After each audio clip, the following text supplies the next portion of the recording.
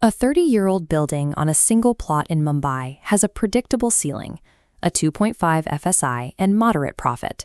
Cluster development, or DCR 33-9, functions by pooling fragmented plots into a single legal entity, allowing the developer to bypass isolated zoning constraints.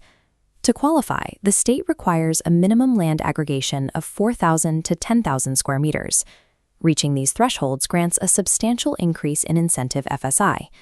The combined plot triggers a yield of 5.0, turning small residential units into large-scale townships. This model prioritizes land rights and legal aggregation over construction efficiency. While the profit potential increases exponentially with the project's overall scale, the true execution risk moves entirely from engineering to human consent. To navigate these deals, we have to analyze the FSI math, follow the legal aggregation playbook, and identify the theoretical assumptions that lead to bankruptcy.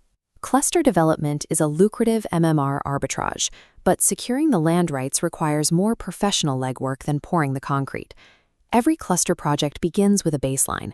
The base FSI typically ranges between 1.0 and 1.5.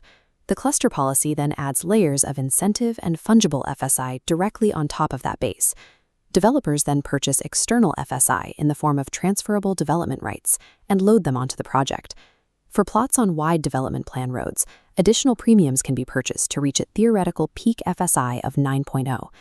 Novice developers often build models around this 9.0 figure, assuming entitlement is certain. However, municipal authorities cap this total based on physical infrastructure capacity. Once constraints are factored in, excess FSI is removed, leaving a stabilized safe zone between 4.0 and 5.5. If a project requires a 7.0 FSI just to break even, the developer is building on a mathematical impossibility. Realizing a 5.5 FSI depends on the developer's ability to manage human geography.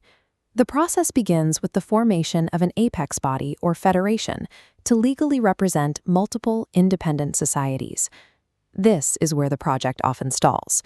You need at least 70 developers must pay immediate municipal premiums and begin building the rehabilitation towers before touching the saleable inventory. There is also the transit rent cost.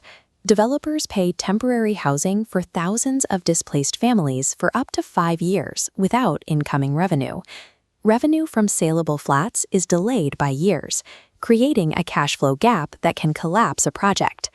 Bendy Bazaar successfully navigated this gap by rehabilitating 3,200 families.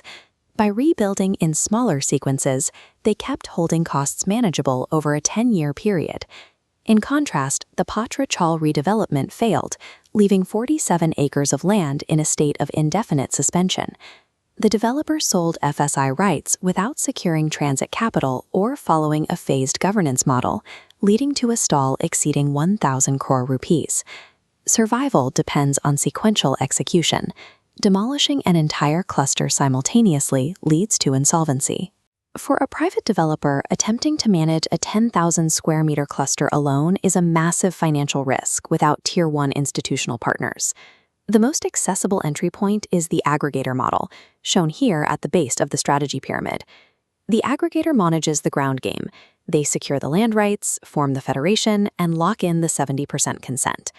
Once the deal is de-risked and legal titles are clear, they sell the package to a Tier 1 developer for a premium before construction begins. The middle tier represents the joint venture or special purpose vehicle model. In this model, a local player provides the land and the political consent, while a larger partner provides the capital and handles RERA compliance. Controlling the land and the consent dictates the terms of the deal. In cluster projects, aggregation is more valuable than construction capacity.